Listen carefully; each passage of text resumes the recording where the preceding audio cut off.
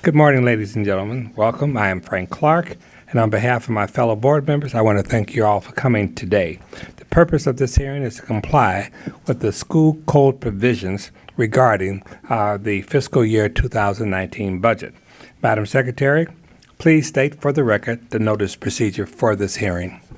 Thank you, Mr. President. Notice of this public hearing was published in the Chicago Sun-Times, a newspaper of general circulation in the city of Chicago, and posted at Boardroom, Principal Office, 42 West Madison Street Lobby on July 11, 2018. Notice was also posted on the cpsboe.org website on July 11, 2018. I will now read into the record the public notice as published. Notice, public hearings, FY19 budget for the 2018-2019 fiscal year, Chicago Board of Education, commonly known as Chicago Public Schools. To whom it may concern. Public notice is hereby given by the Chicago Board of Education that it has prepared a FY19 budget for the 2018-2019 fiscal year in tentative form, and that 5 copies thereof, available for public inspection, have been filed and are now on file in the Office of the Board of Education of the City of Chicago, commonly known as Chicago Public Schools. 1 North Dearborn Street, Suite 950, Chicago, Illinois, 60602, and available at www.cps.edu/budget, and that said Board of Education will hold 2 public hearings upon said budget on the 16th day of July 2018. First hearing, Chicago Public Schools Loop Office, 42 West Madison Street, Garden Level, Boardroom, Chicago, Illinois, 60602. Hearing time 2 o'clock p.m. to 4 o'clock p.m. Registration 12:30 p.m. to 1:30 p.m. Second hearing, Chicago Public Schools Loop Office, 42 West Madison Street, Garden Level, Boardroom, Chicago, Illinois, 60602. Hearing time 4:30 p.m. to 6:30 p.m. Registration 3:30 p.m. to 4:30 p.m. Dated at Chicago, Illinois, July 6, 2018, Chicago Board of Education by Frank M. Clark, President. Attest Estella G. Beltran, Secretary. I would also like to note for the record the members present here today. Board Member Garza, Vice President Guzman, Board Member Dr. Hines, Board Member Ward, and President Clark. I'd also like to acknowledge Dr. Janice Jackson, Chief Executive Officer, Joseph Moriarty, General Counsel, and LaTanya McDade, Chief Education Officer.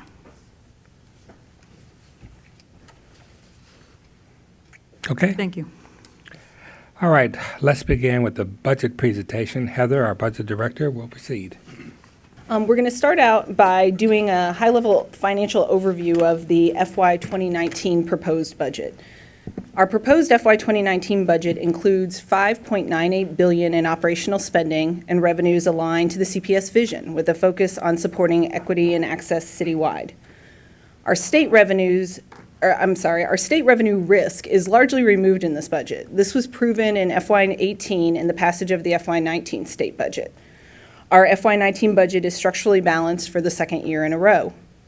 Fund balance has been restored and is nearing CPS fund balance targets.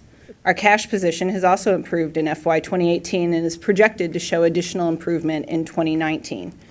And the market has clearly stated that CPS's financial position is improved by lowering our borrowing costs. Slide 3 provides a snapshot of our operating budget year over year.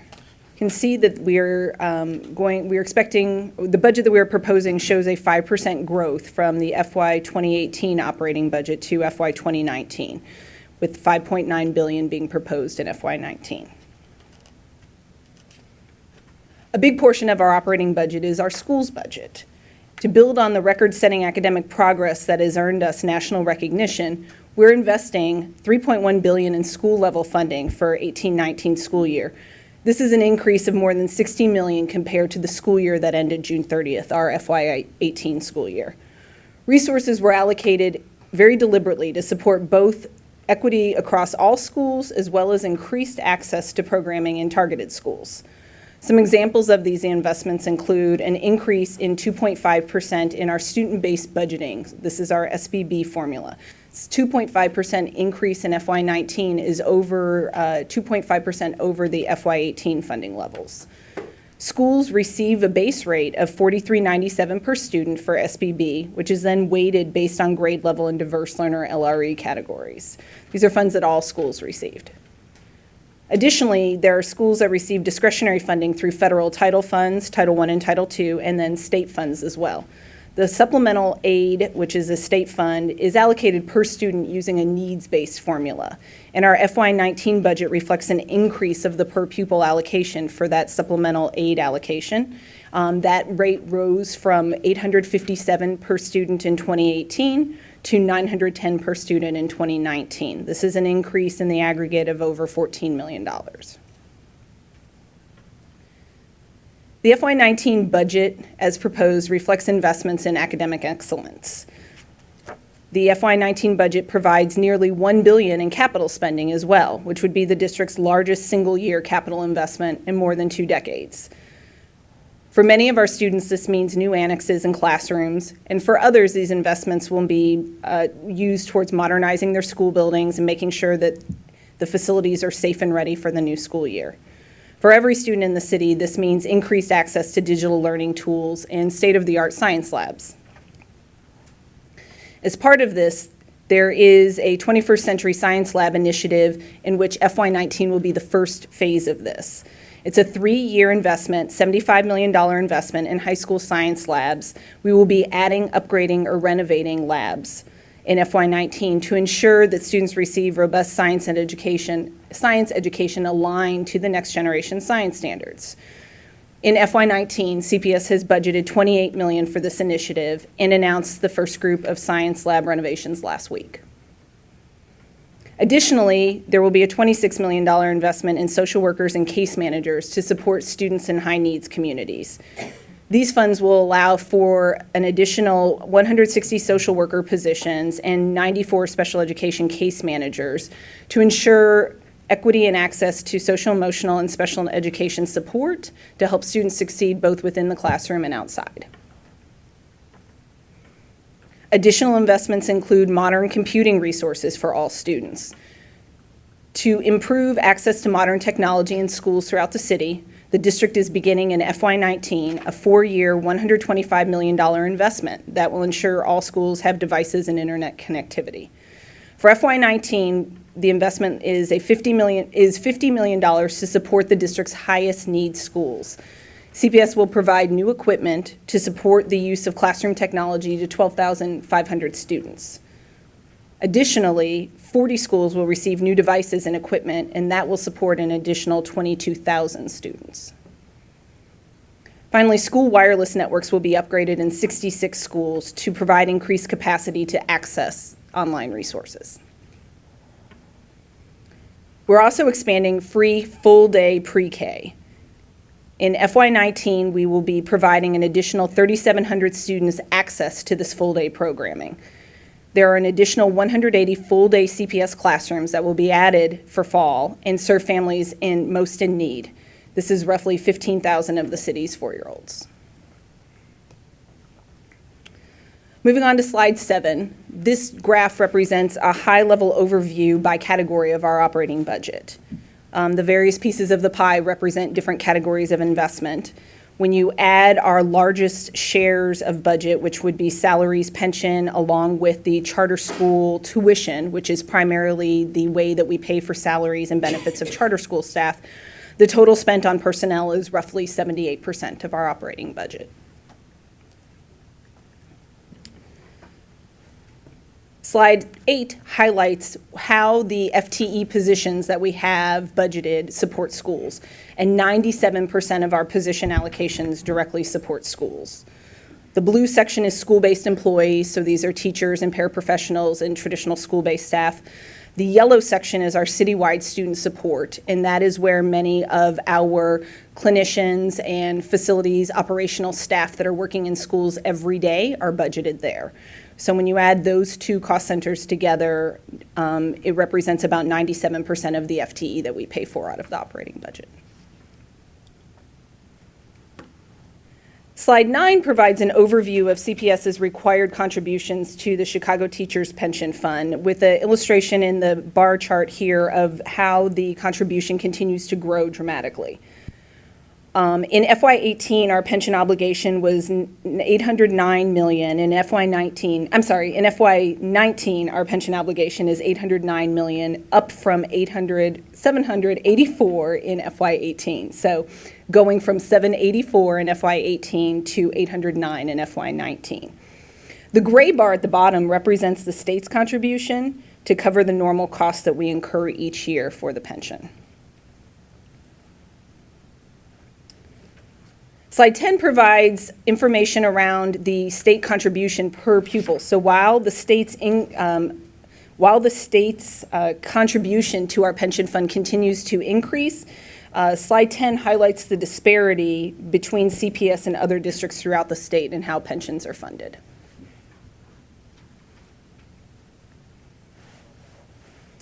Slide 11 provides some additional details on the capital budget.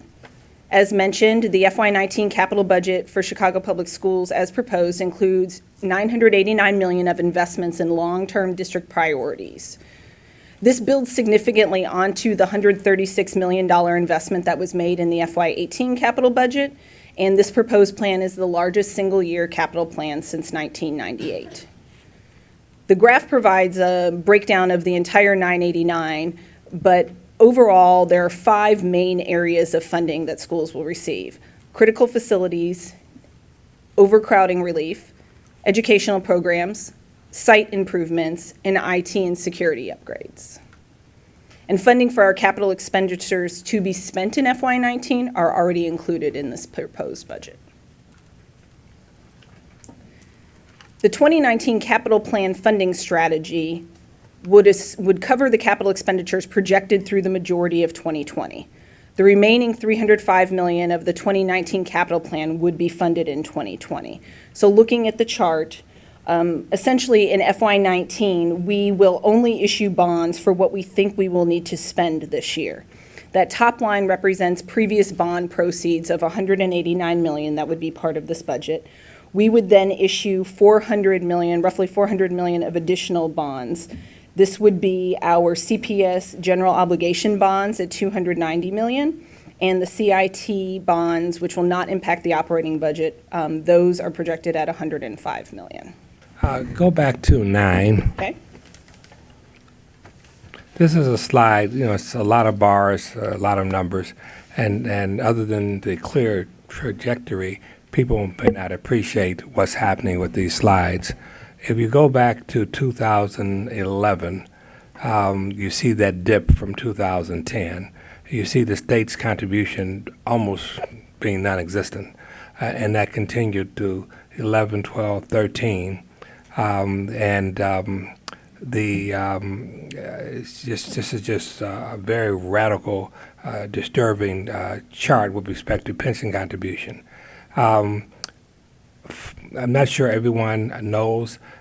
Can you explain what was happening in 11, 12, and 13? During at 2011, 12, and 13, the state decided to allow the city to have a pension holiday. They almost mandated that we had a pension holiday.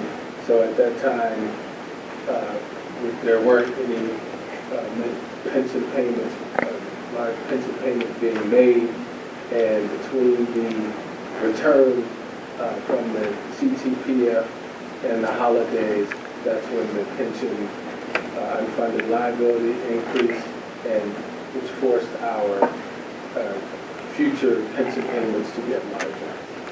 Yeah, pension holiday is sort of like, I'm sure most of you don't have credit card debt because you're too smart to do that. Mm-hmm. But if one or two of you do have credit card debt, occasionally the credit card companies will tell you, you don't have to pay this month. Just Christmas, whatever it is. Just take off and no payment is due. That's what a pension holiday does. You don't pay, either you pay nothing or you pay very little. And of course what that does is it increases the amount of you. The debt doesn't go away. It just gives you a momentary breather. That took place 3 years running, And that drove the obligation even higher. Interest, a whole bunch of things kicked in, none of which was good. But at the same time, 11, 12, and 13, the money really wasn't there. So I'm sure the people that were in these seats and running CPS knew that they had to go down in the mayor's office, had to go down to Springfield with hat in hand to get relief because they didn't have the money to pay it. But the problem with that is it just defers the problem for later on, just like it does with your credit card. You don't need to pay this month, but you owe more the next month. So then you see in 2014, you begin to see that huge spike. And look where that spike goes if you go all the way out to 2023, $917 million, just shy of $1 billion. The biggest obligation the Board of Education has outside of his salary for his hardworking teachers is the pension obligation. And there's so many things behind what drives that number as big as it is. The fact is, part of what I think I want to make sure I point out is that both the City Hall, people sitting up here, past administrators, a lot of people work very hard to get us in a position where we got a substantial increase from the state. Now flip to, and that starts in 2000, it really started last year. Now flip to 10. Even with that substantial increase from the state, on the from the way I'm seeing it, the right-hand side that I'm looking at shows state funding per student for the Chicago Teachers Pension Plan. And you look at our funding levels, then look to, well, mine's is green, but look to the other side and look at those bars for 17, 18, and 19. That's every other school district in the state of Illinois. Nevertheless, this is a substantial improvement for where we were at.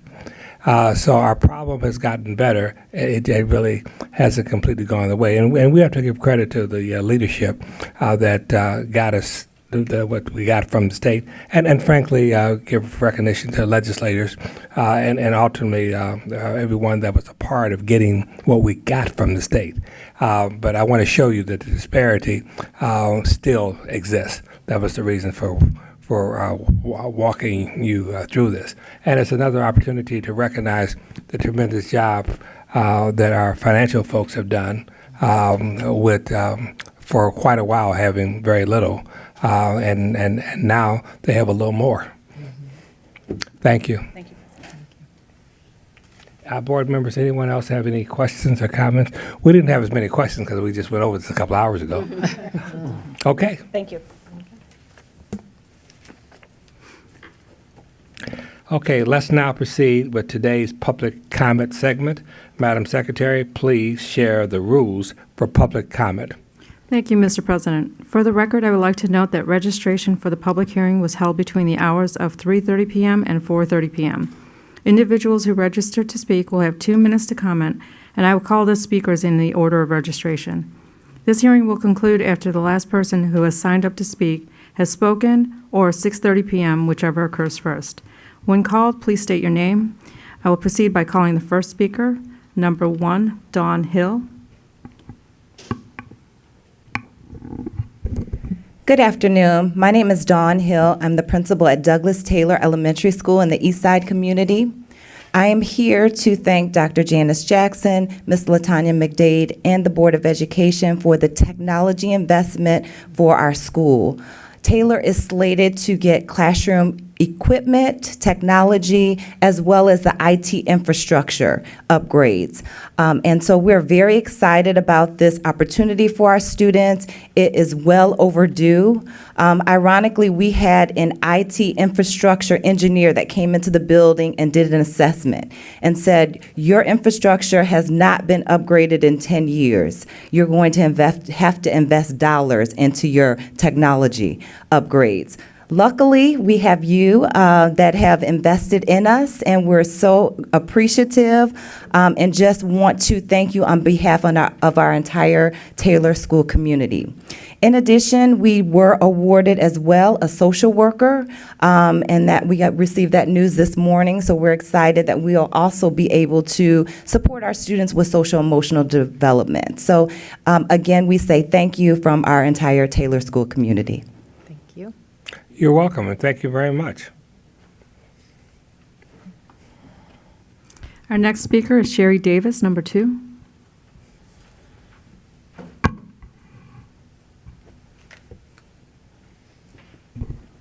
Dr. Jackson and Mr. Clark Ward. I am Cherie Davis. I'm an LSC member at McDade Classical, and we would like to thank you again for the investment that you have made at McDade Classical as well as Poe Classical in Decatur. We were thrilled to hear that we will be getting an annex to help with our 7th and 8th grade expansion at McDade Classical. And I guess if you don't ask, you don't receive. So thank you. And I am, again, very appreciative on behalf of McDade and the McDade community.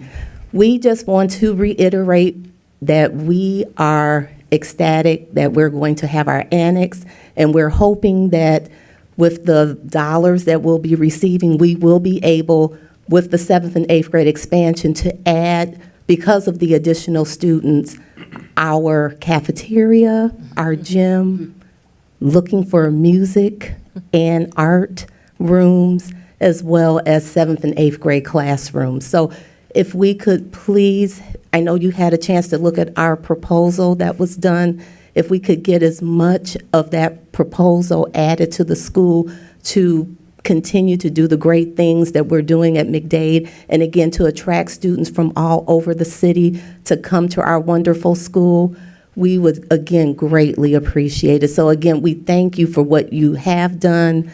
We thank you for what is to come. And again, please continue to invest and remember our original plans, because we need all the space that we can get to do the wonderful things that we plan to do. And with Ms. Copeland, our new principal, to lead the way, we know good things are coming. So please, again, refer to our original plan. We need that space. We need that room. Thank you so much. I'm sure that you have gotten Arnie's attention. You said nice things about him. You didn't call him by name. I didn't but he knew who you were talking about, and then you sort of put in the rest. That's well done. Okay, thank you. And welcome. Thank you. Speaker number 3, Lawrence Baldwin. Thank you. Good afternoon. First of all, we are truly excited and we're happy, and we thank you for your support to the classical schools that you have decided to reinvest and commit to making sure that the public school continues to be great. One of the things about the annex that should be included, in addition to the classrooms for the 7th and 8th graders, would be space for technology upgrades, science, gym, music, and the arts. With the technology upgrade, it's really amazing that we're thinking on the same page. When I was looking at the budget presentation, and I saw how your technology development is going to include digital learning, that falls right into place with one of the programs that our new principal, we've already been talking, she's hitting the ground running, about our College to Careers program, where our children will be doing digital imaging. In case you don't know, photography today is all digital. Everything is technology, from television to that. And we plan to expand this program to have our young people doing that. I'm also one of the coaches with the basketball program, and we do have a need for a gymnasium, because with the increased students with the 7th and 8th grade, we're going to need to use the cafeteria for feeding, so that area will be more dedicated. And it would be very helpful if we can have a dedicated area for the gym and physical activities. As a retired park supervisor, I can tell you how important recreation is for our young people, because it not only helps them develop mentally, but physically as well. And since you're all on the right page, going in the right direction, we want to thank you and hope that you'll support the things that we're trying to do at McDade. We are ranked 7th in the state for a reason, and we appreciate the support you have given us. And just imagine with this extra support you're going to give us, how great we're going to be. Thank you very much. Thank you very much. And our last speaker, number 4, Jemima Betson.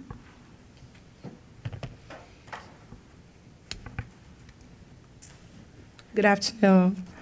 Dr. Jackson, I also want to say thank you. I met you about 2 weeks ago. It was a pleasure meeting you. Likewise. I am representing McDade parent, as also a teacher at McDade, and I want to say with the annex that we're going to be receiving, that we really would like to. Right now, we have a cafetorium, which is our gym room, and as well as our cafeteria. So we are asking for a gymnasium. We want our school to represent other schools such as Skinner of the same caliber. So I just want to say thank you once again for the expansion. You're welcome. Thank you. Mr. President, this concludes the public comment segment. And I did want to give you an answer to the question you had during safety and security announcement. Yes, we do have defibrillators. They are located at the reception desk. This is according to building management. So there's a Right outside that door? Correct. Good. Glad to know that. Okay, board members, any questions, comments? People might need to know. Okay, if there are no more questions or comments, this budget hearing is concluded. Thank you very much. Thank you.